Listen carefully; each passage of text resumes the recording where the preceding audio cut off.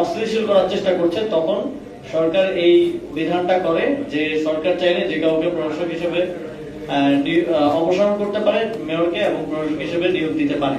কিন্তু অন্তর্বর্তীকালীন সরকার সঙ্গত কারণেই এই আইন থাকা সত্ত্বেও তার কিন্তু ব্যবহার করা হয়নি। শুধুমাত্র এক জায়গায় সেটা ব্যবহৃত হয়েছে, আর কোথাও সেটা ব্যবহৃত হয়নি। সঙ্গত কারণেই আমরা গণতন্ত্রকে মূল্যায়ন করতে চেয়েছিলাম, এবং সেখান থেকে স্থানীয় সরকার নির্বাচন দেওয়ার এক ধরনের সদিচ্ছা থাকলেও রাজনৈতিক নানা ধরনের বাস্তবতা আপনারা জানেন সেটা দেওয়া সম্ভব হয়নি। কিন্তু আমরা দেখলাম যে রাজনৈতিক সরকার দায়িত্বে আসার সাথে সাথে যেখানে জনগণের ভোটে নির্বাচিত জনপ্রতিনিধিদের থাকার কথা, সেখানে তারা তাদের দলীয় বিভিন্ন সময় বঞ্চিত কিংবা নির্বাচনে হেরে যাওয়া প্রার্থীদেরকে এক ধরনের সেখানে প্রাইস পোস্টিং করলেন এবং ৬টি সিটি কর্পোরেশনে প্রশাসক হিসেবে নিয়োগ দিলেন। আমরা মনে করি এটা এই যে নতুন বাংলাদেশের কথা আমরা সবসময় বলি, তার সেখানে গণতন্ত্রের জন্য হুমকি স্বরূপ। এবং আমরা মনে করি যে দীর্ঘ ১.৫ বছরেরও বেশি সময় ধরে স্থানীয় সরকার প্রতিষ্ঠানগুলো জনপ্রতিনিধি শূন্য, এবং এর ফলে দেশের জনগণকে প্রত্যেকটা ছোট ছোট কাজে নাগরিক সেবার ক্ষেত্রে ভোগান্তির শিকার হতে হয়।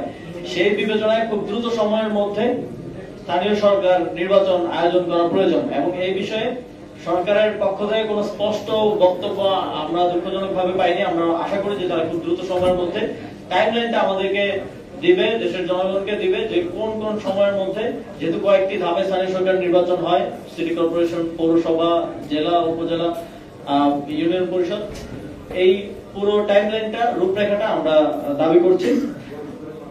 এবং আমরা দেখেছি যে প্রশাসক নিয়োগ দেওয়ার ক্ষেত্রেও সেখানে স্বচ্ছতার অভাব রয়েছে, সেখানে নির্দিষ্ট ভাবে মেয়াদ উল্লেখ করা নেই। সেখানে প্রজ্ঞাপনটি দেখে মনে হচ্ছে যে আমৃত্যু হয়তো তার প্রশাসক থাকবেন, এইভাবেই সেখানে লেখা আছে। অথচ সরকারের যে কোনো চুক্তিভিত্তিক নিয়োগের ক্ষেত্রে কিন্তু সময় সীমাটা উল্লেখ করা গুরুত্বপূর্ণ। ৬ মাস, ১ বছর, 2 বছর, স্বাভাবিকভাবে আমরা এই প্রক্রিয়াতে দেখে থাকি সরকারের চুক্তিভিত্তিক নিয়োগগুলো হয়ে থাকে। আমরা, আপনারা জানেন যে আমরা দেখেছি গত 2 দিন যাবত এক ধরনের ভয়ের রাজত্ব কায়েম করার চেষ্টা করা হচ্ছে।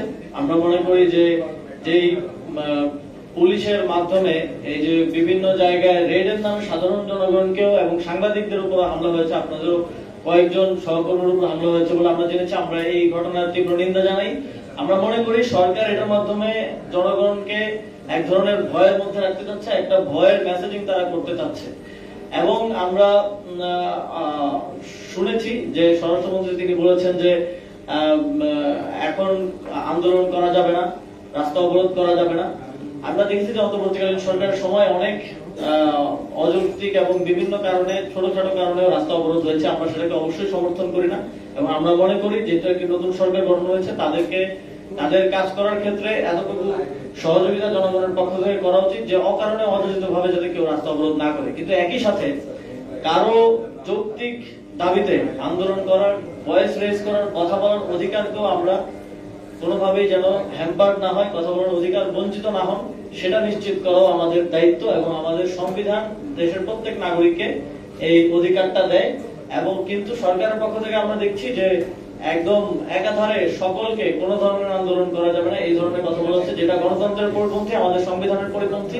এবং আমরা এই ধরনের অ্যাপ্রোচ আগের সরকারের সময় দেখেছি যে বিরোধী দলমত যে কোনো কিছু নিয়ে নামলেই দলমত নির্বিশেষে সেটার উপর দমন-পীড়ন চালানো হতো। তো আমরা সরকারের প্রতি আহ্বান জানাবো, এই জনগণকে বিভিন্ন রেডের নামে হয়রানি করা এবং এই সাংবাদিকদের উপর হামলা, সাধারণ জনগণের উপর হামলা, মারধর অকারণে যথেচ্ছভাবে করা, এইগুলো থেকে এগুলো বন্ধ করতে হবে। এবং আমরা জানি যে প্রত্যেকটি থানায় কিন্তু ইনফরমেশন আছে যে কারা মাদকের কারবারি করে, কারা চুরি করে, কারা ছিনতাই করে।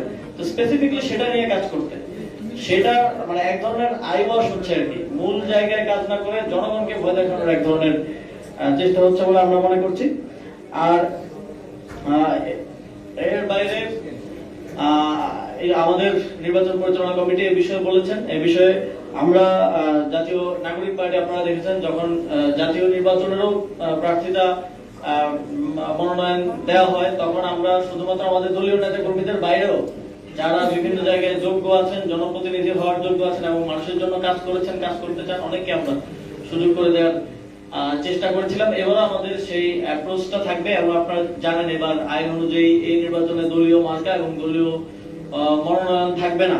সেক্ষেত্রে এবার ব্যক্তি হিসেবে সবাই নির্বাচনে আসবে এবং জাতীয় নাগরিক পার্টি তাদের নির্দিষ্ট প্রার্থীদের সাথে আমাদের যে সাংগঠনিক সমন্বয় সেটা করার মাধ্যমে আমরা তাদেরকে সহযোগিতা করব, সেগুলো নির্ধারণ করবে আমাদের এই নির্বাচন পরিচালনা কমিটি।